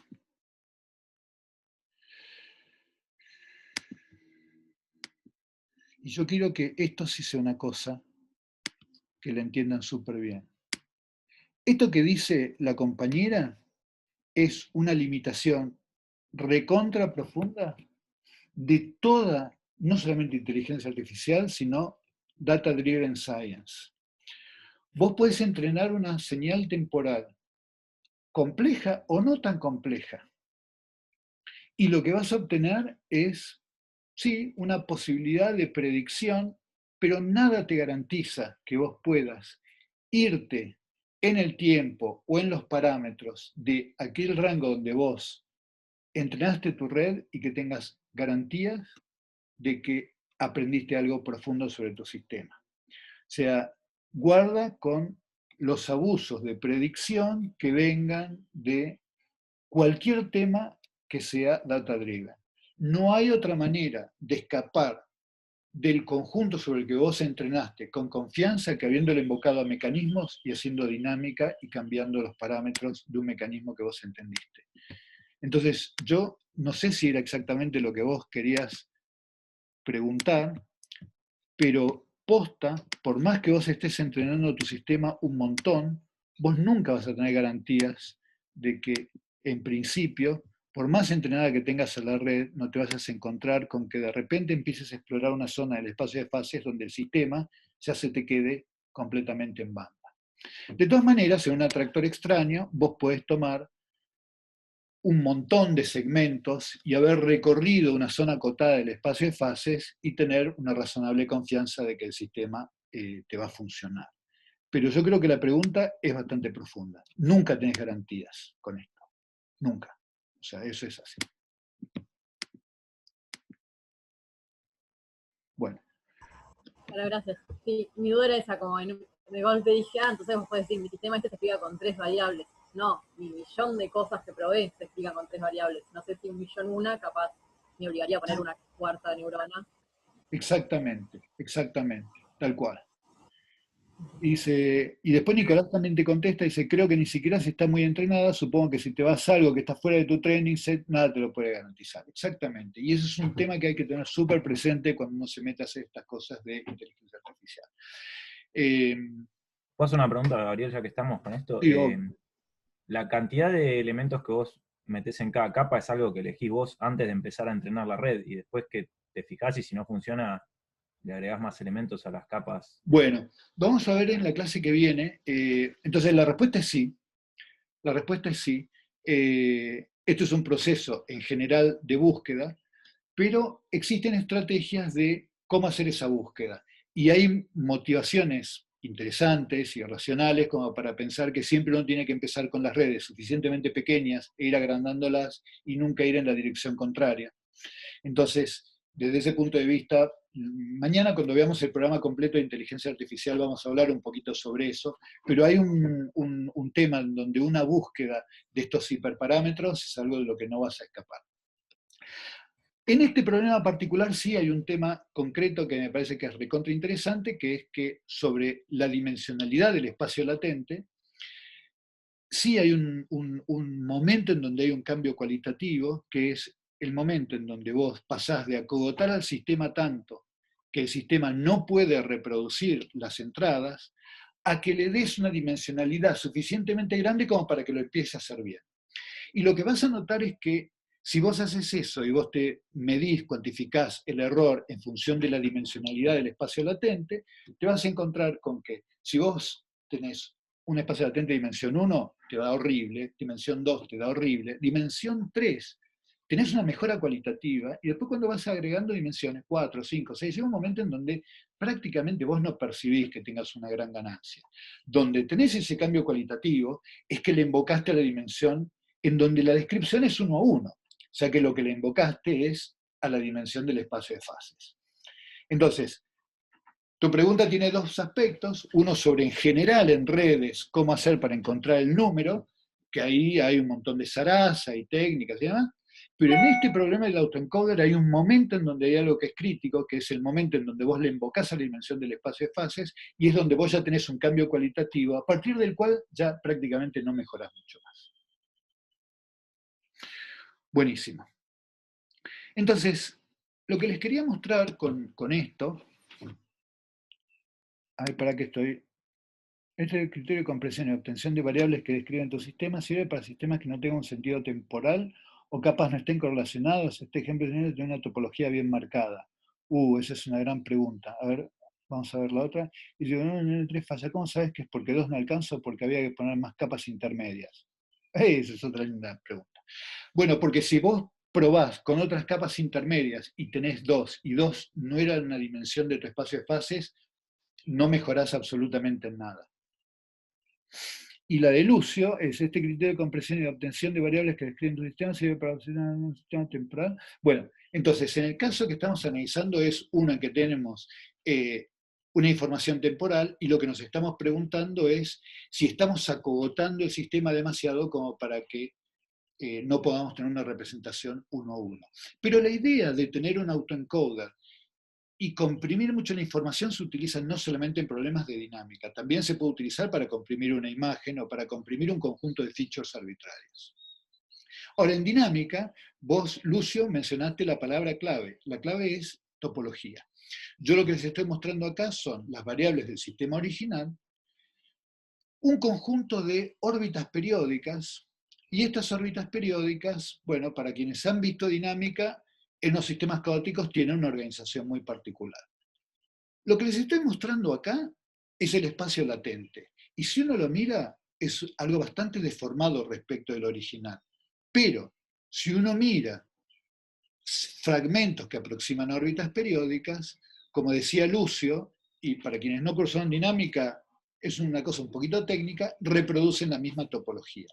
Pero lo que es interesante mencionar acá es que hubo una compresión brutal, la que le llamó la atención a Germán, de pasar de 256 unidades a 3 unidades, pero en donde esas 3 unidades, si ustedes se fijan acá, no tienen autointersecciones. Y como no tienen autointersecciones, cada punto tiene un único futuro, y por lo tanto, cada punto va a poder estar asociado a un estado. Las 256 puntos de la entrada se traducen en 3 coordenadas, de manera tal que el siguiente segmento de 256 pasa al siguiente punto de 3 coordenadas. Entonces, la información de 256 características era, de algún modo, redundante. ¿Por qué? Porque hay una manera de extraer solamente 3 números para el cual cada segmento se corresponde con el siguiente segmento. Es decir, se constituye un espacio de fases. Entonces, en la compresión de información que ocurre en un autoencoder, se está descubriendo cuál es la dinámica, el número de variables en términos de los cuales yo puedo hacer una descripción dinámica del problema. O sea, una descripción donde cada punto tiene un único futuro. Bueno, cuando veamos en las prácticas cómo se procede para entrenar estas redes, típicamente lo que vamos a tener es una variable llamada época. Y cada época entonces acá tenemos dibujitos que van marcando qué es lo que pasa en cada época. Época es el índice que va acá, es un índice entero. En cada época que hago, yo someto a la red a tener una entrada. Le demando que la salida sea igual y me fijo qué tal me va. De una época a la otra lo que hago es cambiar los parámetros un poquito. ¿Cómo los cambio? En la dirección que estábamos contando antes, backpropagation, o alguna versión mejorada, edulcorada de backpropagation. Cada época es cada iterada, en donde yo, basado en el estado de la salida de cada una de esas unidades, decido cambiar los parámetros de mi red. Entonces, una época, iterar en épocas, es decirle a la red, che, mejora un poquito los parámetros, mejora un poquito los parámetros, mejora un poquito los parámetros, mejora un poquito los parámetros. En ese proceso, típicamente ustedes lo que van a ver es una cuantificación de lo que viene a ser el error, que es la medición, de algún modo, de la diferencia entre la entrada y la salida de los segmentos que yo estoy poniendo. A ver, acá tengo una pregunta. No me queda claro por qué se puede decir que los 250 puntos son redundantes. Si bien tenés determinado un único futuro, ¿cómo sabes que puedes obtener la misma información con 3 puntos que los 256? Bueno, justamente porque yo ahora lo que podría hacer es lo siguiente. Yo ahora podría agarrar y decirte, ¿sabes qué? Te voy a dar solamente como información, Sofía, te voy a dar solamente como información este conjunto de puntos que tengo acá. Y te voy a dar la red como la entrené. Entonces vos vas a meter ahora no tu información de entrada acá, sino que la vas a cortar por acá, te vas a olvidar de la red completa. A ver. ¿Dónde está? Ahí está. Annotate, draw, acá. Te vas a olvidar de esta red. Y lo que vas a meter son las coordenadas X y Z de ese dibujito que teníamos acá, de este dibujito que teníamos acá. Y vos vas a meter, vos acá tenés 3 coordenadas, ¿no? La coordenada que corresponde a X1, la coordenada que corresponde a X2, la que corresponde a X3, que van a ser las coordenadas de X1, las coordenadas de X2 y las coordenadas de X3. Y para cada instante de tiempo vas a agarrar un puntito que está acá, y a esos valores de X1, X2 y X3, que se corresponden con las coordenadas X1, las coordenadas X2 y las coordenadas X3, las vas a meter acá y le vas a pedir a esta red que te regenere una señal. Y lo que vas a obtener es un segmento como este que está acá. Es decir, basta con que vos tengas las coordenadas X1, X2, X3 en un punto que tenés acá para que vos obtengas la señal. Y después vas a ir a pasar al siguiente, Tuki, y vas a generar la siguiente señal. Y la siguiente señal, ¿sabés lo que va a ser? Va a ser una señal que es muy parecida. Va a ser una señal que es muy parecida. Va a ser la señal que es la misma, pero corrida en el tiempo un poquito así. Entonces, lo que te permite hacer esto es, vos vas a ver que con solamente conocer estas 3 coordenadas, con esta mitad de la red, podés regenerar toda la señal temporal que tenías antes. Desde ese punto de vista, esa información 256 puede ser optimizada si tu pregunta era conservar una cantidad de información que sea capaz de predecir el futuro de tu red. De hecho, es más, cuando vos no le invocás a la dimensionalidad,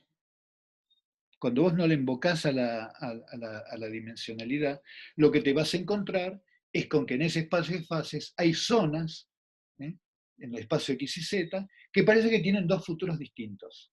O sea, realmente vos lo que te encontrás es con un flujo reconstruido que tiene autointersecciones. ¿Está bien, Sofía? Sí, sí, o sea, con ver, con tener a mano la red, entiendo. Yo pensaba como los puntos sueltos, sino es como un camino inverso, como que construís tu llave y guardás la llave y después te quedas con menos puntos con la llave en la red. Exactamente, exactamente, exactamente, exactamente, exactamente. Que es súper interesante porque uno, cuando mide una señal temporal, cuando uno mide una señal temporal experimental, uno no sabe a priori cuánto hacia el pasado tiene que medir como para decir que tiene suficiente información como para poder predecir el futuro. Entonces, esto de alguna manera lo que te está diciendo es, bueno, ¿cuánto podrías comprimir la información? Por supuesto, si vos decís, bueno, como en vez de 256, la dimensión posta del problema, en donde yo paso una prescripción determinística, es 3, vos podés caer en la tentación de decir, bueno, entonces mido nada más que 3 puntos hacia el pasado. Y eso es un muy mal plan. Porque si bien probablemente sea cierto que vos tengas suficiente información en 3 puntos hacia atrás, generalmente los problemas de ruido hacen tal que 3 puntos consecutivos no te van a servir para reconstruir el espacio nunca. Por eso es que uno mide señales largas y toma subconjuntos raros o hace procesamientos no lineales como los que están involucrados en las redes. A ver qué dice Will. ¿Es posible que las 16 coordenadas siguientes lleguen a explicar mejor el problema en lugar de las 3 variables? Bueno, vos ahí tendrías que decir a qué te referís por explicar mejor. Entonces, porque ahí hay otra pregunta que está recontra interesante. Que la pregunta es la siguiente. Esta es otra pregunta interesante. Pucha, no vamos a... Está buenísima esto. Entonces, ¿por qué es una pregunta interesante esta? Porque no necesariamente el mínimo número de variables en las cuales un sistema se banca ser descrito en forma determinística sea el número de variables en los cuales los procesos sean fáciles de comprender. Es decir, yo puedo tener un láser en donde tengo la intensidad, la inversión de población y hago una modulación de pérdidas, y yo te digo, bueno, estoy en un ciclo límite, ¿no? Una solución periódica, el láser está oscilando en forma periódica. Está bien, te escribo el sistema en términos de 2 ecuaciones. Ahora, ¿aprendí más del sistema? Y probablemente no, porque si vos la mirabas en términos de las 3 variables, intensidad, inversión de población y la modulación de las pérdidas, vas a poder describir un mecanismo. Entonces hay veces en donde la física o la biología es inteligible en un número de variables que es mayor que la dimensionalidad del espacio de fases. Entonces es posible que en mayor número de coordenadas sea más sensato la descripción del problema. Por ejemplo, en las ecuaciones de Hutchinson-Huxley, para nuestros amigos de biología, vos vas a tener la diferencia de voltaje entre la dentro y afuera de las neuronas y vas a tener la dinámica de los canales, el M, el N, el K, y vas a tener los canales de potasio, de calcio y de esto y aquello. Y a lo mejor el sistema lo único que hace es, te da unos spikes periódicos. Y los spikes periódicos se describen con 2 variables. Pero nadie te va a decir que un sistema de dimensión 2 es más informativo que las ecuaciones de Hutchinson-Huxley. Entonces, puede no ser el más eficiente, pero puede ser mejor para vos para describir tu problema. Así que, Will, la respuesta a esta es posible que 16 explique mejor el problema? Y si vos te das maña en asociar esas 16 con sentido, puede ser que sí. Ahora, si van a ser 16 variables, que lo único que hacen es evitar autointersecciones, y tenés una posible descripción con 3 variables que evita autointersecciones, quédate con la de 3. O sea, para no entender, mejor es no entender con la menor cantidad de variables. Buenísimo. ¿Sigo entonces?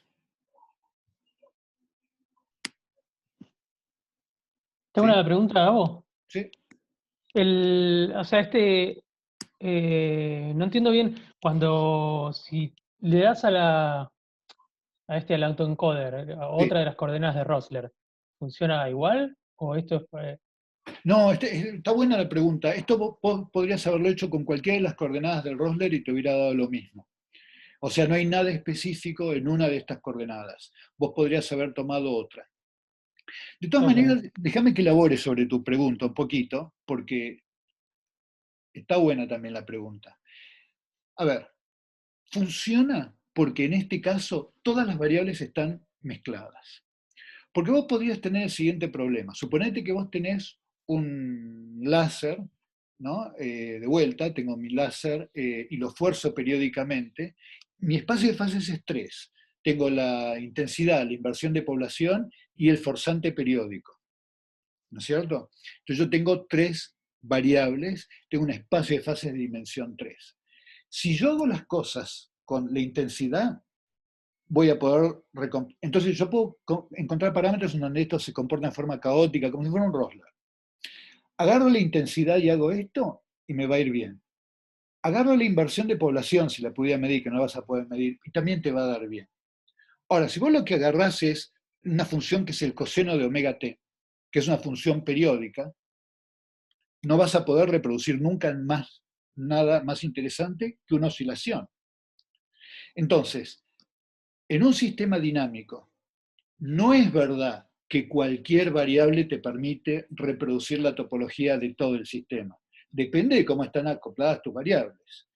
Porque hay veces que vos tenés un sistema dinámico donde un subconjunto de variables fuerza otro subconjunto de variables, y si vos te pones a medir las que son menos informativas, sonaste. ¿Okay? Entonces, en el caso de Rosler sí lo podrías hacer con X y Z, si lo hicieras con Lorentz también, pero si lo hicieras con un láser con modulación de pérdidas y midieras las modulaciones, no. ¿Ok? Entonces, de vuelta, nada te garantiza que estás eligiendo las variables que te permitan desplegar la mayor riqueza de tu sistema dinámico. Eso digamos, depende de tu problema. Ok, gracias. Y escucha otra cosita, sí, rápido. Después, la longitud de la serie temporal que acá le ponías 256, ¿no? Cada cacho que le pones. ¿Tiene que haber alguna relación de eso con el periodo del atractor? O, sí. Imagino, ¿no? Tiene que podés al menos intuitivamente jugar con eso.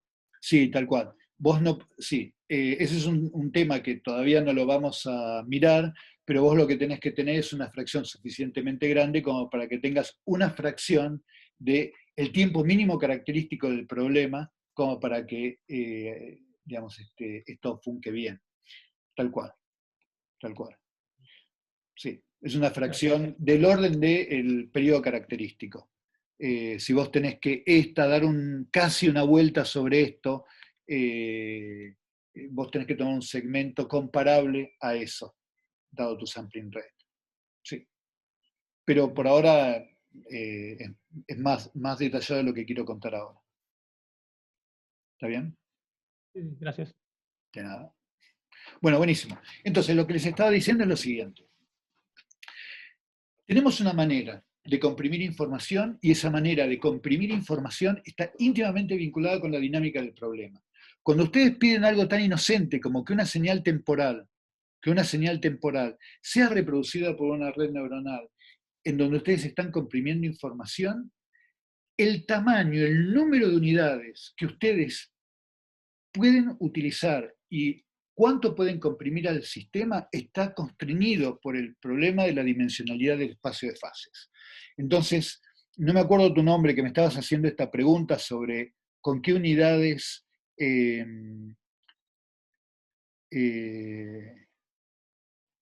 ¿cómo te llamabas? El que me estaba preguntando sobre cuán pequeña tenía que ser o cuán grande tenía que ser la red. ¿Querés ponerte en pantalla así me voy aprendiendo los nombres? ¿Querés abrirte la camarita? Yo que pregunté cómo sabías cuántos elementos poner en cada capa. Sí, tal cual. ¿Cómo te llamás? Luis. Luis.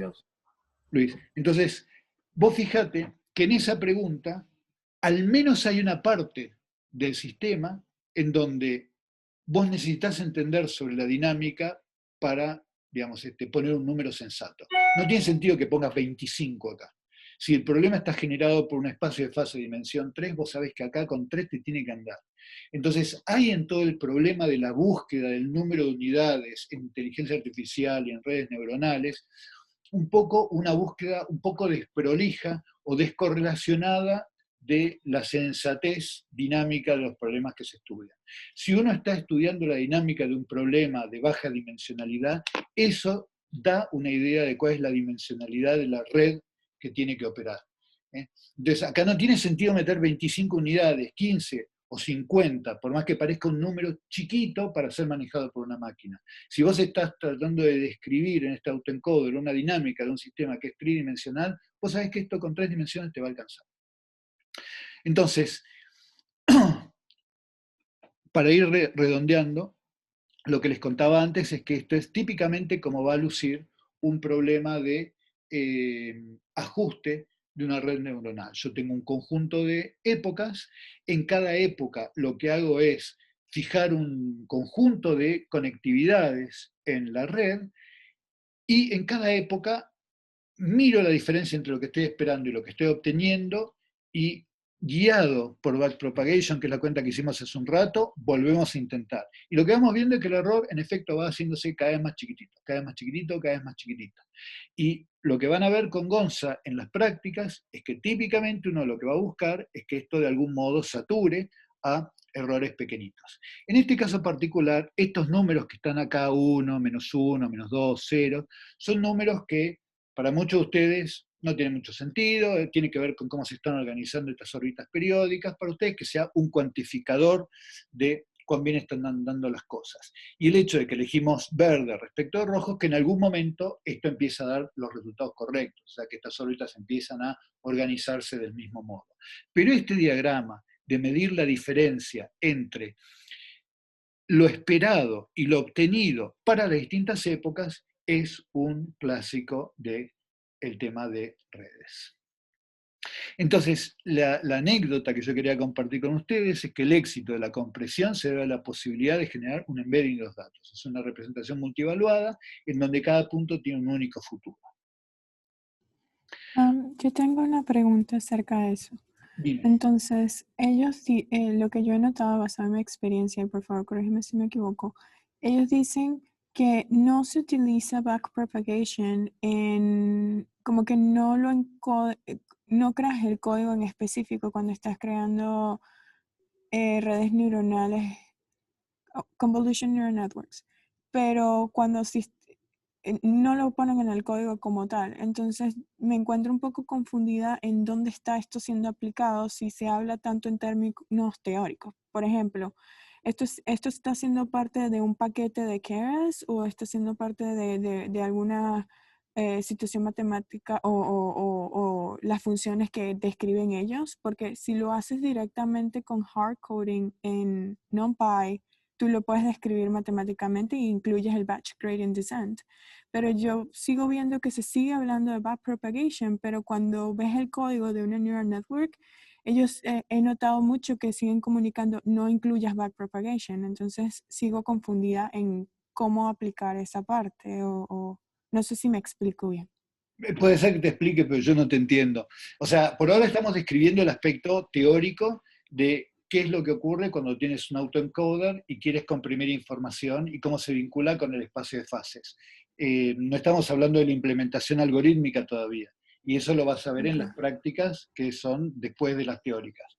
Y sobre autoencoders la vamos a ver la semana que viene, el jueves de la semana que viene. O sea, hasta acá no está descrito nada del algoritmo de cómo estás haciendo la cuenta. Lo que estamos contando es la posibilidad de que en un espacio comprimido, que es el espacio latente, tengas una reconstrucción de tu espacio de fases. ¿Ok? En la reconstrucción del espacio de fases. Ok, perfecto. Bien. Gracias. De nada. Bueno, una de las ventajas, entonces, una de las ventajas de trabajar con estas redes es, y yo creo que es una de las cosas que más a mí más me entusiasman, es la equivalencia con la que pueden trabajar con señales temporales o con películas o con lo que sea.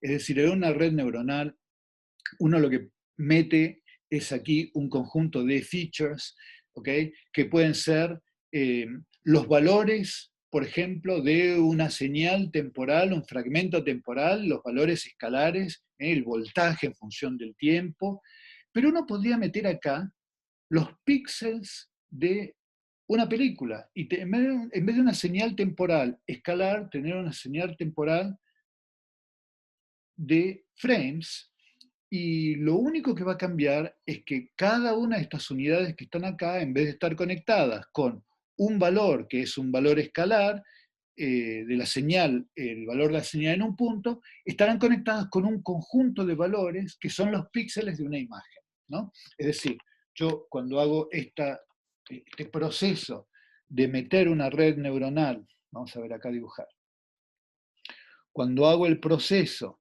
de meter aquí una información de la señal temporal, lo que voy a tener es, por ejemplo, un conjunto de puntos, los 256 puntos que están acá, y yo me imagino que tengo, cada punto que está acá representa una unidad cuyo valor tiene, digamos, el valor de la señal en ese punto. Y la voy a conectar con todas las unidades que tengo acá. Entonces es una manera de informar al sistema. Bueno, en vez de tener una unidad cuyo valor sea el valor de la señal temporal en ese punto, podría tener que esto fuera un vector, donde en este vector que tengo acá, tengo un montón de componentes, donde en cada componente lo que tengo es el valor de píxel de una imagen. Y entonces yo podría obtener, en vez de una digamos, señal escalar, meter una película. Entonces yo les podría plantear una película como esta. Vamos a ver si les puedo dibujar esta película. Denme un segundito.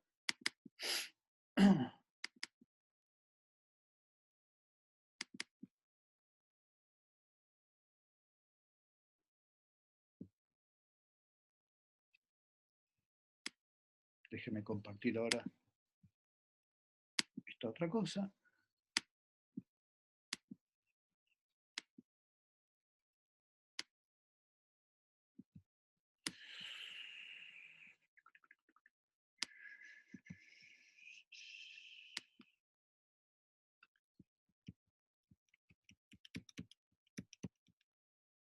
Ahí está. Les puedo meter esta película que está acá, ¿ok? Y cada frame de esta película va a ser un conjunto de píxeles en función del tiempo, y si ustedes se fijan, lo que está describiendo este problema, vamos a ver si la podemos poner de vuelta, son las oscilaciones periódicas de un conjunto de tejidos. Esta es la siringe de una paloma, están pasando aire, y lo que está haciendo ahí es el par de labios está oscilando, y al estar oscilando, está modulando el flujo de aire, y al modular el flujo de aire, digamos, lo que hacen es, generan sonido. Entonces yo lo que puedo hacer es meter en ese autoencoder directamente la película. Y si ustedes hacen eso,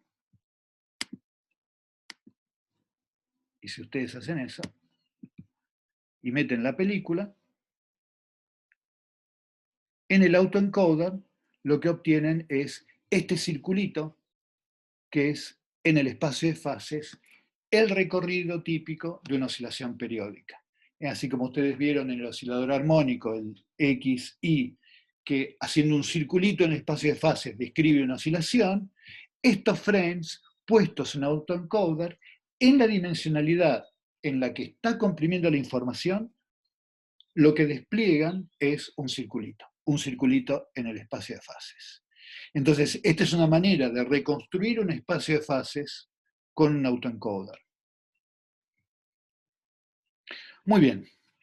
Autoencoders van a ser una de las 3 redes neuronales que vamos a ver en el curso. Vamos a ver redes convolucionales, vamos a ver redes recurrentes y vamos a ver autoencoders, ¿no es cierto, Gonza? Sí, vamos a ver la clase que viene, vamos a empezar con una red común y silvestre, digamos, feedforward network. Después vamos a ver recurrentes, y la semana que viene vamos a estar viendo autoencoders el miércoles. Bueno, buenísimo. Por ahora nos queda la idea de que todas estas, de vuelta, y un poco yendo al comentario de la compañera que nos visita. ¿Desde dónde es que venís, Giselle? ¿Desde Miami estás? ¿Dónde estás?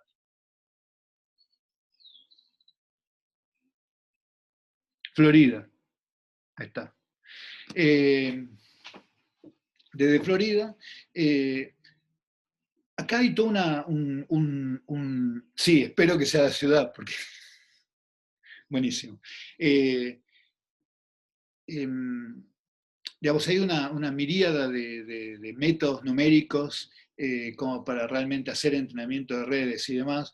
Hoy lo que hicimos fue presentar el abuelo de todos los métodos numéricos, el de backpropagation, pero la lógica de todos estos problemas de redes neuronales va a ser básicamente lo mismo. Unidades que son procesadores no lineales, que se alimentan sumando a través de pesos las entradas de otras capas y que están entrenadas como para lograr una clasificación deseada o autoentrenarse como para copiar su entrada, y básicamente sobre eso va a versar el curso. Bueno, Gonza, te dejo un montón de gente cansada. Dale, igual le vamos a dar un recreo. Arrancamos I5, ¿les parece bien? O sea, hacemos 15 minutos, I5 arrancamos la práctica. Bueno, antes de que me vaya, ¿quieren hacer alguna pregunta final o alguna serie de comentarios finales? Yo una pregunta / comentario.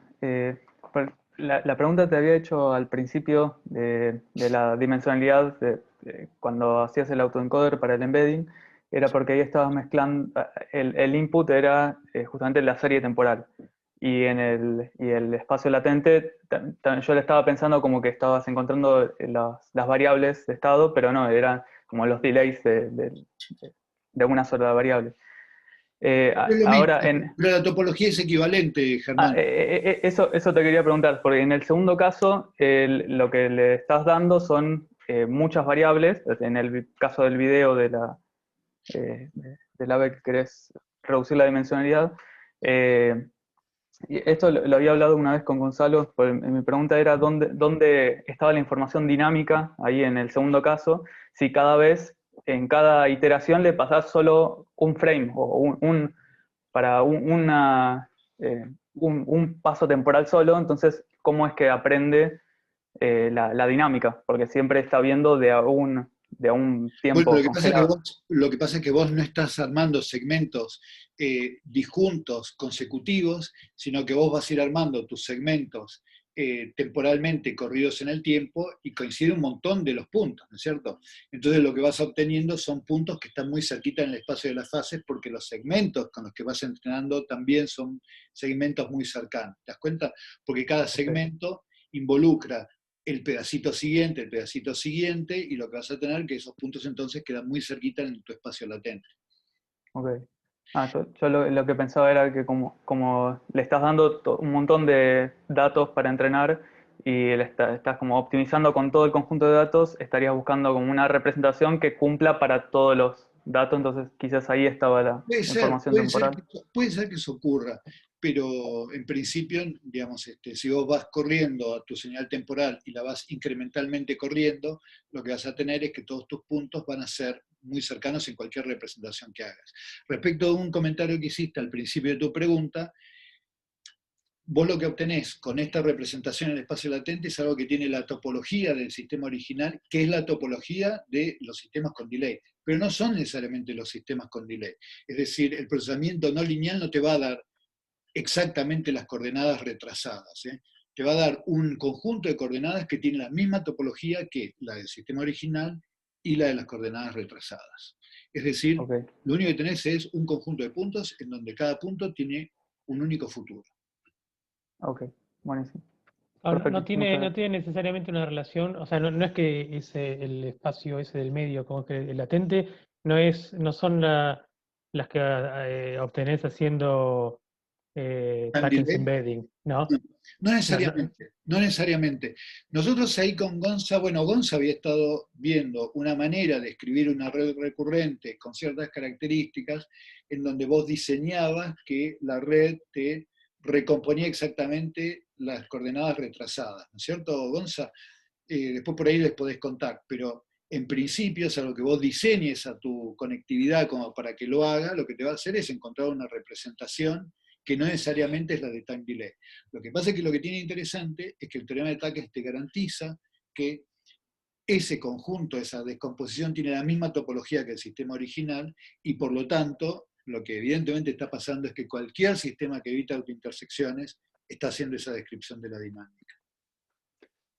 Por eso esto sería como más un caso particular, o no particular, pero más general que Takens, porque te encuentra una combinación no lineal de un montón de puntos temporales, tales que te reproduzca la dinámica. Sí, nosotros pensamos que es así, pero hace falta una muy buena matemática acá para demostrar que esto es como una extensión del teorema de Takens.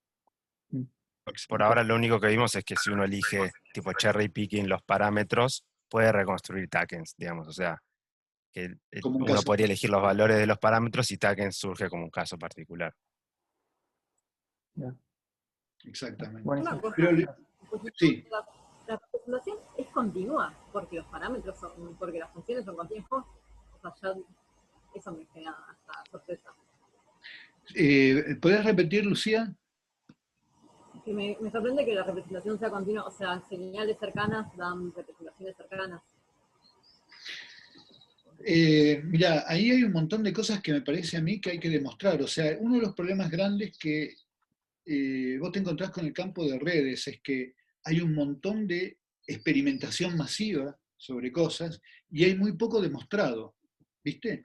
Entonces, acá me parece que hay un montón de buena matemática para hacer por todos lados. Yo acá lo que te puedo decir es que si vos tenés inputs cercanos, obtenés representaciones cercanas, pero a mí me parece que hay un montón de cosas a demostrar, y que yo creo que redes neuronales basadas en formas funcionales con expresiones analíticas razonables como las sigmoides deberían ser un buen lugar para arrancar, pero es todo en pañales, ¿eh? Hay mucho más. Sumo un comentario que también depende muchísimo de la activación que elijas, ¿no? O sea, como decía Gabo, las sigmoideas tienen propiedades más lindas para eso, pero hay muchas redes que funcionan con funciones directamente discontinuas, como la red de luz. Entonces, ahí habría que, como dice Gabo, probarlo y ver, es más difícil. Sí, tal cual. Porque además es eso, ¿no? Hay un montón de aplicaciones en donde vos tenés funciones que por ahí son continuas, pero que son con derivadas no continuas, ¿no? Como la ReLU, en donde vos agarrás y yo me imagino que el día que alguien se quiera poner a probar algo ahí se va a querer matar. Porque, bueno, no sé. Pero acá hay un montón de matemática para hacer. Un montón de matemática. Bueno, gente, gracias por su paciencia. Funcionó re bien hoy encontrarnos un ratito antes para quienes quisieran repasar algo de la teórica y demás, así que nada, la invitación está abierta. En los cursos intensivos no tiene sentido que se pierdan, si no es en el ratito antes de la teórica, en algún otro momento de la tarde, pero no duden en llamarnos si se quedan trabados en algo. Bueno, gente, los dejo con Gonza y nos vemos mañana. Muchas gracias. Nos vemos. Bueno, hacemos hasta I5 y arrancamos la práctica.